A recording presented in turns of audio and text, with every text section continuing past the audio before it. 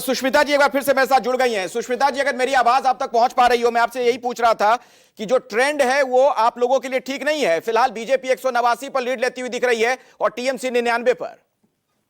देखिए, अभी ममता दीदी का एक फेसबुक पोस्ट आया है, उसको ये बंगाली में है। वो उसमें साफ कह रही है कि करीब 70 सीटों में जो टीएमसी का स्ट्रॉन्ग होल्ड है वहां काउंटिंग ही नहीं शुरू हुआ 12:30 तक।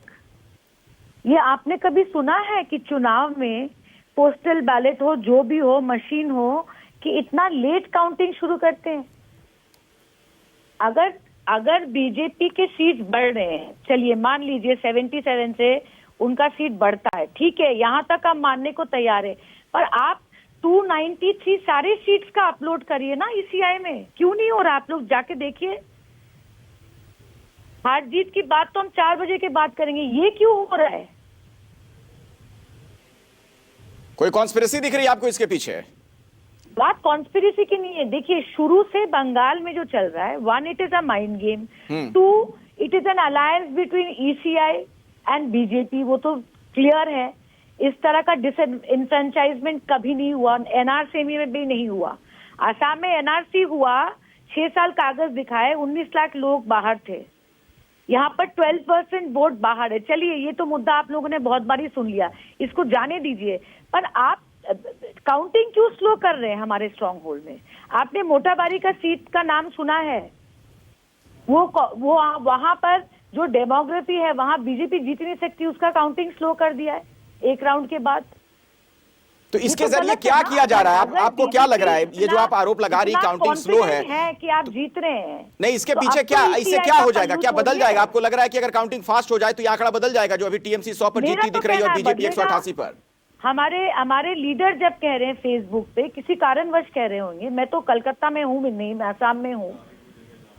हाँ। हमारे भी तो वॉर रूम थे। महुआ जी फेसबुक लाइव पे है, आप देखिए ना। So please wait. ठीक है, आप भी हमारे साथ प्लीज रुके रहिएगा थोड़ी देर। मैं सिद्धार्थ यादव जी से जरा इसी पर एक प्रतिक्रिया ले लूं। बीजेपी के नेता हमारे साथ हैं। सिद्धार्थ जी, ये स्लो वोटिंग वाला क्या खेल है? कह रही है टीएमसी की स्लो वोटिंग, ये स्लो काउंटिंग करवा रहे हैं आप लोग। नहीं, अगर उनको साजिश लग रही है इसमें, तो साजिश तो फिर न्यूज़ 24 कर रहा है। हम तो कर नहीं रहे। आंकड़ा आप दिखा रहे हैं 188। तो भाई जो ट्रेंड आ रहा है वो दिखा रहे हैं। अगर काउंटिंग नहीं, सारे चैनल दिखा रहे हैं, जो ट्रेंड हमें मिल रहा है आरोप तो हम पे लगाया नहीं। जो ईसीआई दिखा रही है, न्यूज़ 24 का क्या दोष है? मैं वही तो सारे चैनल यही दिखा रहे हैं जो ट्रेंड हमें मिल रहा है। आपको हर काउंटिंग सेंटर पर ईसीआई दिखा रहा है, वही वो दिखा रहे हैं। हर काउंटिंग सेंटर पर पार्टी के एजेंट्स भी मौजूद हैं, पॉलिटिकल पार्टीज के नेता भी मौजूद हैं वहां पर। मैडम, मैं आपके बीच में नहीं बोला था, या तो आप ही बोल लीजिए, मुझे सुन लीजिए 10 सेकंड। देखिए, हर काउंटिंग सेंटर पर पार्टी के नेता भी मौजूद हैं, पत्रकार भी मौजूद हैं, काउंटिंग एजेंट्स भी मौजूद हैं। काउंटिंग सेंटर्स पर पूर्ण रूप से पारदर्शिता है, सबको सब कुछ पता है क्या हो रहा है। पर मैं आग्रह करूंगा टीएमसी के हमारे माननीय सांसद जी से कि आप ये जो ईवीएम को दोष देना है, इलेक्शन कमीशन को दोष देना है, इसको 5 बजे तक रोक लीजिए। भाई, हम तो पहले दिन से, जिस दिन से चुनाव हुए, मैं एक ही बात सबसे आग्रह कर रहा हूं कि टीएमसी वालों से लिखवा करके ले लीजिए, अगर हार जाएंगे तो ईवीएम को दोष नहीं देंगे। पर अभी तो पूरा परिणाम भी नहीं आया, पर ईवीएम का दोष चालू हो चुका है। आप ये जो कन्वीनियंस की पॉलिटिक्स है कि हम जीत जाते तो सब कुछ बहुत अच्छा था, हार जाएंगे तो अब काउंटिंग में भी समस्या हो गई, अब हर चीज में समस्या हो गई। 70 सीटों पर नतीजे अपलोड करने में देरी की जा रही है, सागरिका घोष कह रही है। सिद्धार्थ जी, अभी की एक बड़ी खबर है, टीएमसी की सांसद है सागरिका घोष, वो इसी पर सवाल खड़े कर रही हैं और कह रही हैं कि 70 सीटों पर नतीजे अपलोड करने में देरी की जा रही है। सिद्धार्थ भाई। हाँ, नहीं, मुझे ऐसा लगता है टीएमसी के अलग अलग नेता अलग अलग बयान देंगे ताकि एक नैरेटिव बन सके। जो हारने का कारण है, मैं तो ममता जी से आग्रह करूंगा, टीएमसी की पार्टी से आग्रह करूंगा, 15 साल आपको बंगाल की जनता ने जिताया है। आज बाहर का रास्ता दिखा रहे हैं तो ग्रेसफुली एक्सेप्ट करिए उसको। जनता का जनादेश है। अलग अलग नेताओं को लगा करके अलग अलग नैरेटिव बनाने का प्रयास मत करिए, और हर बात में हार जाएंगे तो इलेक्शन कमीशन के सर पे ठीकरा फोड़ेंगे, ऐसा भी मत करिए। ये केवल बंगाल में हो रहा है क्या? तमिलनाडु में नहीं हो रहा, केरल में नहीं हो रहा, पुडुचेरी में नहीं हो रहा, असम में नहीं हो रहा? पूरे चुनाव में जो कुछ हुआ बंगाल के अंदर हुआ, जो राइट से लेफ्ट हुआ बंगाल के अंदर हुआ, सब कुछ सुप्रीम कोर्ट की निगरानी, फिर भी आप उसको अपमानित करते रहे। ठीक है, अभय जी भी स्क्रीन पर मुझे अब नजर आ रहे हैं, कांग्रेस के प्रवक्ता हैं। अभय जी, क्या टीएमसी जनादेश को नहीं स्वीकार करना चाह रही है, इसलिए इस तरीके के आरोप लगाए जा रहे हैं जो बीजेपी के प्रवक्ता आरोप लगा रहे हैं? नहीं, मैं तो हतप्रभ हूं। मैं लंबे समय से देखता हूं भारतीय जनता पार्टी के सारे प्रवक्ता, ऐसा लगता है कि इलेक्शन कमीशन ऑफ इंडिया के प्रवक्ता हों। चिंता तो इनको भी होनी चाहिए ना। अगर बात सच है तो कांग्रेस पार्टी को, भारतीय जनता पार्टी को, टीएमसी को, सबको चिंता होनी चाहिए। और चिंता होने के नाते ये कहना चाहिए कि अगर सच में ऐसा हो रहा है तो इलेक्शन कमीशन ऑफ इंडिया इसको ठीक करे। ये कहने की अपेक्षा तो इससे आशय ये निकाला जाता है कि भारतीय जनता पार्टी की कहीं संगमत होकर इलेक्शन कमीशन ऑफ इंडिया से जनादेश की अपेक्षा ज्ञानादेश लेने की कोशिश ये कर रहे हैं। अभी मैं डिबेट को सुन रहा था, भारतीय जनता पार्टी के मेरे विद्वान प्रवक्ता कह रहे थे कि वो मुस्लिम का 90% वोट क्यों अपोजिशन को देते हैं। तो साहब, आप 14 में आने के बाद आपने रामजादे हरामजादे किया, कुत्ते के पिल्ले कहा, आपने घर में घुसकर गाय के मांस के नाम पर लोगों की हत्या कर दी, जो भीड़ की हिंसा के अपराधी थे उनको आपके मंत्रियों ने माला पहनाई। तो मुसलमान समाज को आपके प्रति क्यों वो समर्थन रखेगा।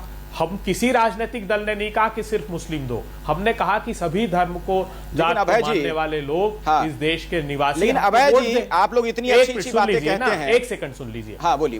एक सेकंड बोलिए, बात पूरी कर लीजिए। सुनिए। भारतीय जनता पार्टी के कोई एक नेता का एक स्टेटमेंट बता दो, असम से लेकर वेस्ट बंगाल, जहां डेवलपमेंट ओरिएंटेड बात की हो। अमित शाह ने कहा कि मैं घुसपैठियों को भगा दूंगा। फेंस बांग्लादेश से जो पश्चिम बंगाल की 2216 किलोमीटर की फेंसिंग होनी थी, 1700 किलोमीटर जब सारी बातें होती रही, चुनाव में होती रही, प्रचार के दौरान ये बातें कही जाती रही। आज तो नतीजों का दिन है।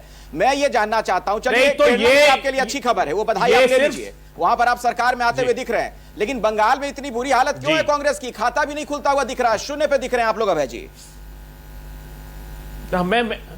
मैं वही बता रहा हूं। देखिए क्या हुआ है, ये सभी राजनीतिक दलों को मिलकर सोचना पड़ेगा। भारतीय जनता पार्टी ने ध्रुवीकरण करके करीब 36% वोटों को कंसोलिडेट किया है, और इस जोनर में इनका कोई राजनीतिक दल नहीं है, कोई दूसरा ऐसा जो मुखौटा लगाकर हिंदुत्व की बात करता हो, कोई राजनीतिक दल नहीं है। लेकिन जो सेक्युलर और लिबरल राजनीतिक दल है, वो बहुत बड़ी संख्या में उनमें वोट बंटता है, ये स्वाभाविक सी बात है। पश्चिम बंगाल में हमारा सर तो वोट बढ़ता है तो उसका फायदा आपको क्यों नहीं मिलता है? हम 77 नहीं, सुनिए ना मेरी बात। ऐसा नहीं, केरल में हम जीत ही रहे प्रचंड वोट। नहीं, केरल में आ रहे हैं आप सरकार में, उसकी तो बधाई मैंने आपको दे दी। अभी ट्रेंड के मुताबिक आप ही दिख रहे हैं वहां पर। सुनिए, पश्चिम बंगाल की मैं थोड़ी सी निजी राय बताता हूं।